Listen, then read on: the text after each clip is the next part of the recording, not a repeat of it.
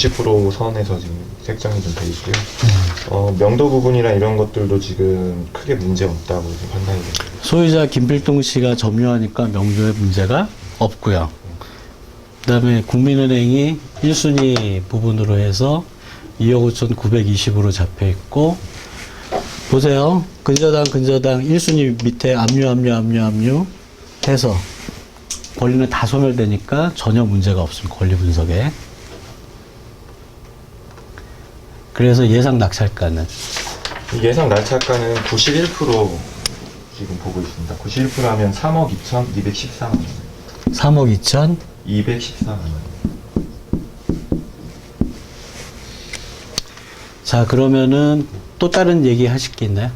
인근 낙찰 사례로 보면은요, 네. 비슷한 게 지금 그쪽 SK 쪽에 최근에 낙찰된 건이 있는데, 그게 91% 선에서 지금 낙찰이 됐습니다. SK가 여기 같은. 근데 조금 감정가격이. 자, 지금 2016년 3월이죠. 2015년 4월 데이터는 의미가 없다. 아예 없는 거예요, 의미가. 최근에 거래된 게, 낙찰된 게 15년 12월 20일 작년이죠. 작년 부분에서는 작은 평형이죠, 이거보다. 작은 평형이 82%에 됐고, 조회수가 1879. 우리는 조회수 이 물건은 몇 번이죠, 이게?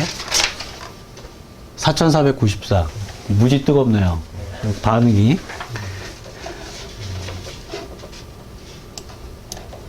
그럼 다시 보면은 최근에 낙찰된 게 2015년 12월 21일. 이 물건의 주소지에 존재하는 아파트는 경매로 거의 안 나온다. 안 나오는데 요번에 나왔다. 그러면은 반응이 뜨겁다. 반응이 뜨거우니까 이 4,000번에 대한 조회수가 지금 형성이 된 거죠. 그죠? 자, 왜 변경됐을까요? 그러니까 권리 분석에 이제 하자가 없어요. 명도에도 문제가 없고 27층 중에 5층인데 매물이 없잖아요. 전세 매물이 없으니까 층에 무관합니다. 자, 1층은 아기를 갖고 있는 부부들이 아주 선호를 해요. 그러니까 저층 1, 2층 부분이 예전에는 아예 꺼렸는데 지금은 그런 게 전혀 없어졌어요. 일단은 매물이 몇 개 있죠. 그런데 전세 매물이 없기 때문에 27층 중에 5층이라는 이런 핸디캡 자체가 없어요. 그냥 똑같아요. 나가는 게. 그럼 매매 가격을 3억 9천으로 생각하고 전세를 3억 4,500까지가 실제 전세 거래가 됐죠. 낙찰을 받으면 전세 매물이 없어요. 이슬 씨 얼마를 내놓을까요? 전세를. 3억 5,500. 3억 5,500? 그냥 3억 6천 해도 돼요. 보통 전세 가격을 그냥 쩌스하게 잡지 말고요. 물건이 없잖아요. 그냥 편하게 그냥 3억 5,500 이러지 말고 그냥 3억 6천 해도 나가요. 왜? 매물이 없으니까. 그리고 두 번째, 여기에는 그 경매 매물로 최근 3개월 동안에 나온 게 아예 없잖아요. 그러면 더 희소성이 있죠. 그럼 전세는 3억 6천. 낙찰은 3억 2,214. 저는 낙찰이 안 될 거라고 봅니다. 안 가봐도 압니다. 자, 전세가 수준에서 낙찰돼도 베스트죠. 회수 됐잖아요. 그리고 3억 9천이던 4억이던 해가지고 거래되면 베스트 아닙니까? 여기서부터는 뭘 해야 되냐? 우리가 하는 통계적인 낙찰 부분은 백그라운드로 가져가고 이제 욕심을 버려라. 욕심을 버려야 돼요. 자, 100% 회수됐어요. 뭔 욕심을 더 가집니까? 이제 내가 이 물건을 꼭 받겠다라는 의지를 갖고 가야 되잖아요. 분명히 이 가격에 써요. 다른 사람들이. 얼마 쓸 것 같습니까, 이제?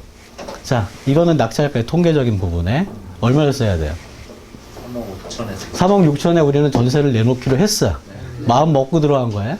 명도도 문제 없어. 낙찰 받고 한 달 이내 명도 끝납니다. 오케이. 자, 얼마를 써야 될까요? 이슬 씨, 얼마? 5천. 3억 5천? 그건 너무 후한 거고. 그리고 얼마? 6천까지. 아니야. 3억 6천 쓰면 뭐 3천, 물론 3천만 원을 싸게 사는 건 베스트지만 네. 우리는 일반인이 아니에요. 우리는 투자 전문가니까. 이 가격에 들어옵니다. 3억 3,100점. 예? 3억 3,100. 저 같으면 그냥 3억 3,600 씁니다. 전세로 넣으면 얼마가 회수돼요? 2,400이죠. 네. 취득세가 이게 그 85제곱미터 이하니까 1.1%, 법무비 해가지고 1.6% 까면은 400 빼고 2,000을 회수할 수 있어요. 낙찰 받고 한 달 이내 끝내고 2,000을 회수합니다. 괜찮죠? 네. 투자금 다 회수하고 그래서 욕심을 버리라는 거예요. 욕심을 이빨 가지면 딴 사람이 가져갑니다. 그러니까 이 부분에 대해서는 이런 형태로 물건 분석을 해서 낙찰가를 산정하시면 돼요. 수고하셨습니다. 자, 다음은 이슬 씨.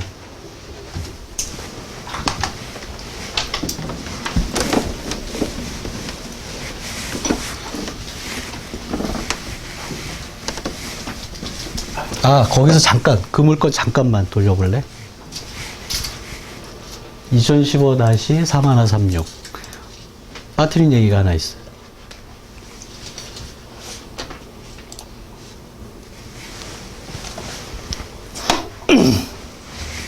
변경 됐죠? 네. 왜 됐을까요? 변경이라는 건 채권자나 채무자가, 채무자는 이자를 좀 내고 연기 신청을 한 거고, 변경을. 채권자 같은 경우는 자기 그 채권을 더 받으려고 변경 신청을 한 건데, 변경됐다는 건 뭐죠? 왜 됐을까요, 이렇게? 매력적인 물건. 매력적인 물건이죠. 채권자나 채무자 입장에서 이거를 놓치고 싶지 않다라는 거예요. 그래서 법원은 2번까지 변경을 하는데 3번을 변경했다는 건 뭐죠? 법원에 뭔가를 해줬다. 뭐 근거는 없어요. 가서 읍소를 하던 밥을 사던 뭘 해가지고 한 번 더 변경을 했다. 결론적으로 물건에 굉장히 애착이 많고, 물건에 애착이 많은 건 뭡니까? 내놨는데 물건이 안 나가면 소유자나 채권자가 애착을 가질 이유가 없잖아요. 여긴 무조건 나간다. 그래서 무조건 받아라. 오케이. 자.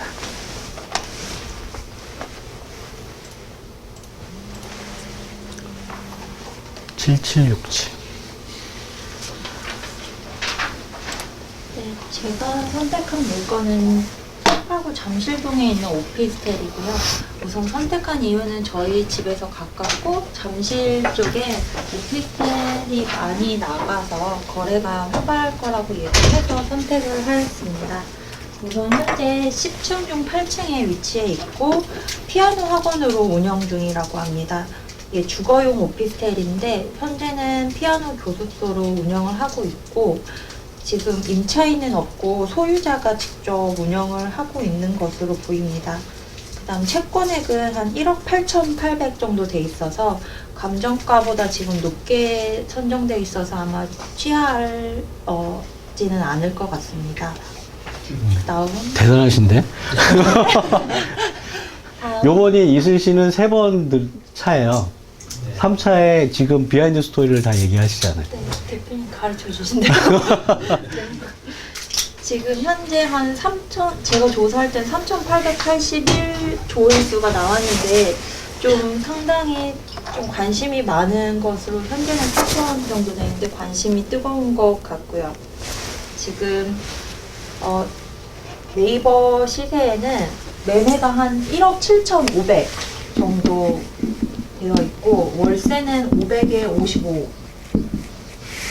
그래서 전세가가 얼마인지 궁금해서 대표님께 여쭤봤더니 한 1억 4,500 정도 생각을 하면 되겠다고 말씀하셔서 그 정도 예상하고 있습니다. 그래서 현재 지금 시세 얼마에 나왔는지 조사한 결과 지금 10평대의 물건은 없고요. 8평대의 매물 한 개 1억 6,500에 나와 있고 더 비싸네요. 그게. 그죠? 네. 여기 감정가보다. 네. 월세는 한 500에 55에 한 5건 정도 나와 있습니다. 근데 월세는 지금 아마 차이가 별로 없을 거라고 판단돼서 시세는 좀 동일하게 생각하고 있습니다. 전세는 얼마인가요? 전세는 안 문턱이 나왔어요? 없어서 예, 그러면 이제 방법은 제가 막 원하는 대로. 아니 위너스 오피스텔 앞에 있는 부동산에 전화하시면 돼요. 전세 얼마입니까? 라고 전화하시면 돼요. 이 1억 4,500은 제가 다른 거에 착각해가지고 얘기했던 거고, 매물이 1억 7,500에 나와 있나요? 아니요, 없습니다. 매물이 없죠. 네. 보통 이게 잠실에 오피스텔 같은 경우는 전세가 산정을 할 때 한 70% 잡으시면 돼요. 그러면 7인 7, 77에 49, 1억 2천, 한 1억 3천 정도 되겠네요.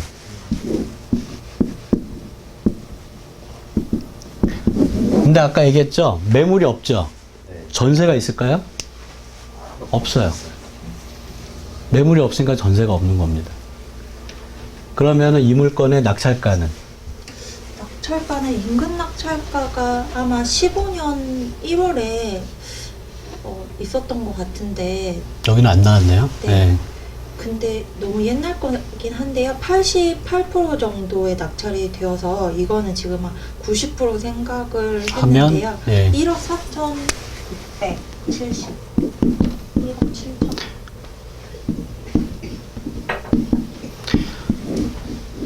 자, 낙찰가가 1억 4,670.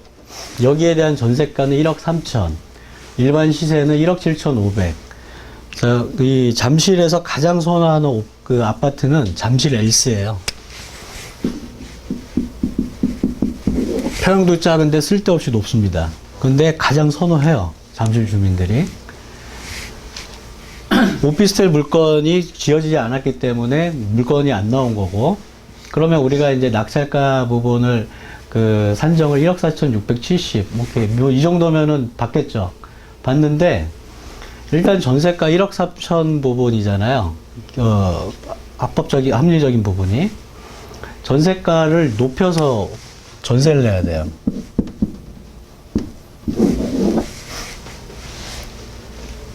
그런데 이제 잠실의 요 부분에서는 사람들이 전세는 아파트를 선호하고 오피스텔은 월세를 선호를 해요. 그러다 보니까 전세를 내기가 조금 시간이 걸립니다. 그런데 우리는 투자 부분의 기본에서는 매매가는 뭐 매매 1억 7,500이니까 매물이 없으니까 1억 8천으로 내시면 되고, 1억 8천짜리 1억 4,670 베스트죠. 베스트인데 하나 더 우리가 이제 욕심을 내면 1억 4,670으로 해가지고 1억 3천에 전세가 나가면 괜찮아요. 투자금의 한 90% 이상 회수되니까. 안 나가면 월세로 돌려야 되잖아요. 월세가 얼마죠? 500에 50억. 터무니없이 월세가 작거든요. 그래서 뭐 해라? 입찰하지 말아라. 일반 사람이 1억 8천짜리 1억 4,670에 사면 베스트 합니다. 하지만 우리는 일반인이 아니에요. 그죠? 우리는 우리가 낙찰받은 가격으로 전세를 주고 대다수를 회수하기 위해서 이 물건을 찾는 거예요. 전세를 준 후에는 전세를 끼고 매각으로 들어가면 됩니다. 그러면 시간은 우리 편이죠. 어차피 팔립니다. 전세 끼고. 그 오피스텔은 이걸 꼭 받겠다고 하면 전략을 어떻게 세워야 되냐 하면 500에 55라고 하는 건 그냥 그 기본적인 보증금인데, 소액 임차인 제도에 의해서 서울은 3,200까지 받을 수 있어요. 보증금을. 그럼 이걸 3,200으로 보증금을 환산하면은 월세를 어느 정도 해야 되냐 하면 40만 원 정도 하시면 됩니다. 자, 부동산 중개인한테 내가 이걸 받았어요. 꼭 받고 싶어서. 받았어요. 1억 4,670에. 받으면은 여기 이제 대출을 80% 꼈잖아요. 오늘 이제 참관하신 분들을 위해서 말씀드리면 경락잔금 대출은 무조건 80%가 나옵니다. 근데 본인의 신용이 좋거나 소득이 좋거나 하면 90%까지 나와요. 그러니까 10%만 갖고 있으면 되고, 노멀하기에 20%. 거기다 이건 오피스텔이니까 뭐가 들어가죠? 취득세 4%가 들어가요. 법무비용까지 4.5%. 정확하게 얘기하면 24.5%를 갖고 있으면 1억 8천 오피스텔을 인수를 하는 거죠. 자, 그러면 낙찰가 1억 4,670에 자기 자금이 24.5%가 들어가잖아요. 그죠? 얼마 들어갑니까? 계산. 1억 4,670에 24.5%. 670에 24.5%. 3,594만 3,594만 원이죠. 자, 그럼 전략을 어떻게, 이슬 씨 같은 경우는 전략을 어떻게 세워야 되냐면, 전세가 늦어진다는 전제하에 낙찰을 받았어요. 그리고 24.5% 3,594만 원, 3,600만 원 내 돈이 들어갔잖아요. 보증금 3,200은 소액 임차인 부분에서 이 물건을 내가 대출이자를 못 내도 경매에 나와도 임차인이 무조건 보장받을 수 있는 금액이에요. 3,200에 40만 원으로 부동산 중개인한테 중개를 하라고 하시면 돼요. 그럼 낙찰 받고 3,200을 회수했죠. 뭐 합니까? 고기 사 먹습니까? 3,200으로 다시 이런 물건을 다시 들어가는 거죠. 명도는 소유자가 점유하니까 명도는 한 달이면 끝나요. 이거는. 그런데 저 같으면 3,200에 안 합니다. 3,600 썼잖아. 3,600으로 해달라고 해요. 대출이자 40만 원 부분에